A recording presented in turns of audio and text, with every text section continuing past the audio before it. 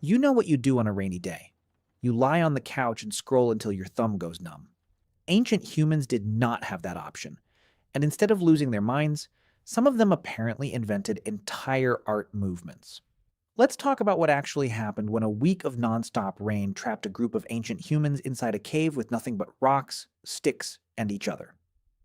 And before you picture this as just, they sat around bored, the end, nope. Getting stuck indoors for extended stretches may have genuinely shaped human creativity, art, and social bonding in ways that still affect us today. This is a real, actively studied area of archaeology, not just a cute theory. Let's actually break down what forced downtime looked like tens of thousands of years ago. Quick thing before we dive in. If you're new here, we cover ancient history and human origins like this every week. Real research, zero boring textbook energy. Hit follow now so you don't miss the next one. So first, let's set the scene properly. Ancient humans, especially groups living in regions with genuinely unpredictable weather, didn't just wander around exposed to the elements hoping for the best. Archaeologists have found that caves and natural rock shelters were specifically valued as reliable protection from rain and snow. A solid stone roof over your head that no amount of bad weather could get through. And it wasn't necessarily a permanent home situation either. A lot of evidence actually points to ancient humans being pretty mobile, moving between open-air camps near rivers and lakes, and retreating to caves or rock shelters specifically when conditions outside got genuinely rough. So picture this. You're part of a group. You've been living semi-outdoors, doing your usual routine of hunting, gathering, moving camp, and then the weather turns. Not just a light drizzle, but a genuinely miserable, days-long downpour. Suddenly, that reliable cave everyone knew about becomes the entire world for a while. No hunting trips, no long gathering walks. Just you, your group, a fire, and a stone ceiling for however long the weather decides to keep everyone inside. That's a genuinely unique kind of forced togetherness that doesn't really have a clean, modern equivalent. Imagine being snowed in with your extended family, except there's no TV, no phone, and this might happen regularly for your entire life. So, here's where this gets genuinely fascinating. Some of the most incredible cave art in human history, places like Lascaux and Chauvet in France, involves an enormous amount of time, skill, and deliberate effort. We're talking detailed, layered paintings of animals, created using ground pigments, careful technique, and often located deep inside caves, far from any natural light.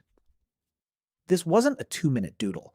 This was a genuinely significant time investment, and researchers have proposed a few different theories about why ancient humans were putting in that kind of effort. One classic theory proposed by a priest and archaeologist named Henri Breuil is called hunting magic. The idea that painting animals was a ritual meant to somehow influence or ensure success in an actual future hunt. It's a compelling theory, especially since animals dominate so much of this art. But it doesn't explain everything. Some of the most detailed cave paintings depict dangerous predators like lions and bears that these groups almost certainly weren't hunting for food. And there's also a ton of abstract shapes, symbols, and hand stencils that don't connect to hunting at all. So more recently, an archaeologist named David Lewis Williams proposed a different, genuinely wild theory that a significant portion of this art might represent visions experienced during altered states of consciousness, potentially achieved through rhythmic activities like chanting or drumming, tied to some kind of shamanic or spiritual practice. And here's a detail that makes this even stranger. Researchers studying the acoustics of these caves found that a lot of the artwork is specifically located at spots where sound echoes and reverberates in unusual ways. Almost like ancient humans were deliberately choosing locations based on how the space sounded, not just how it looked. So it's very possible that extended forced indoor time wasn't just filled with idle boredom. It may have directly produced ritual, performance, sound, and some of the earliest deliberate artistic expression in our entire species' history. Okay, so art was one rainy day activity. But painting an entire cave wall takes serious commitment. What were people doing for the more low-key, everyday version of being stuck inside? Turns out, ancient humans also had a whole crafting corner. So beyond big, dramatic cave art, forced downtime was also almost certainly filled with more everyday practical crafting. Because when you're not out hunting or gathering, tool maintenance becomes a genuinely great use of time. Sharpening blades, repairing damaged tools, preparing new ones for the next trip out, all of that low-stakes, repetitive work is exactly the kind of task that fits perfectly into a stretch of enforced indoor time. But here's the detail that genuinely surprised researchers. Ancient humans weren't just making purely functional stuff either. At a site called Blombos Cave in South Africa, archaeologists found deliberately shaped and pierced shell beads, along with pieces of ochre engraved with abstract geometric patterns, dated to around 100,000 years ago. These aren't tools. They don't help you hunt or cut anything. They appear to be purely decorative, symbolic objects, jewelry, essentially, made an almost unbelievably long time ago, requiring real time, patience, and fine motor skill to produce.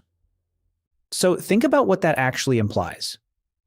Someone 100,000 years ago had enough spare time and mental bandwidth, likely during exactly this kind of enforced indoor stretch, to sit down and carefully drill a tiny hole through a shell, purely to make it look nice.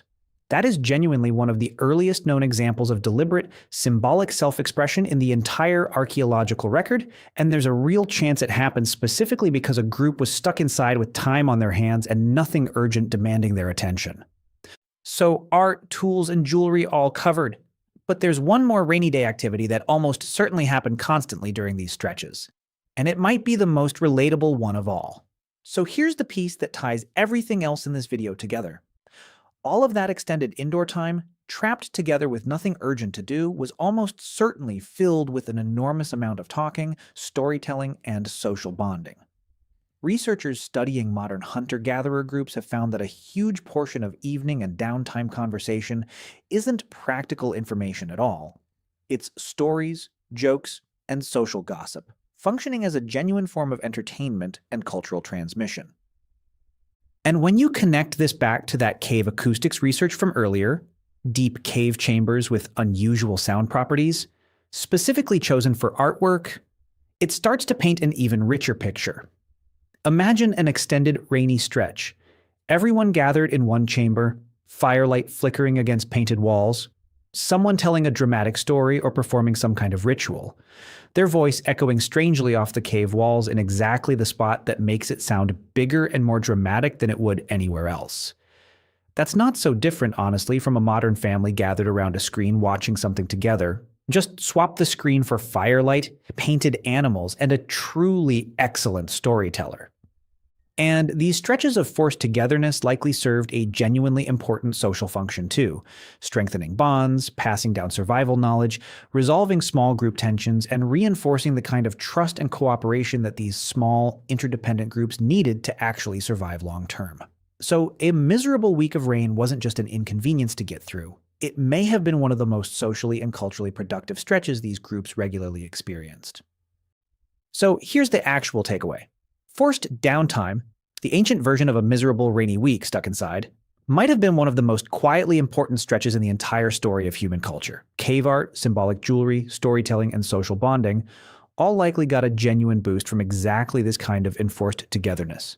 No hunting, no gathering, nowhere to go, just time, creativity, and each other. Next time you're stuck inside on a rainy day complaining about bad Wi-Fi, just remember, somewhere in your ancestral history, someone used that exact same kind of boredom to help invent art.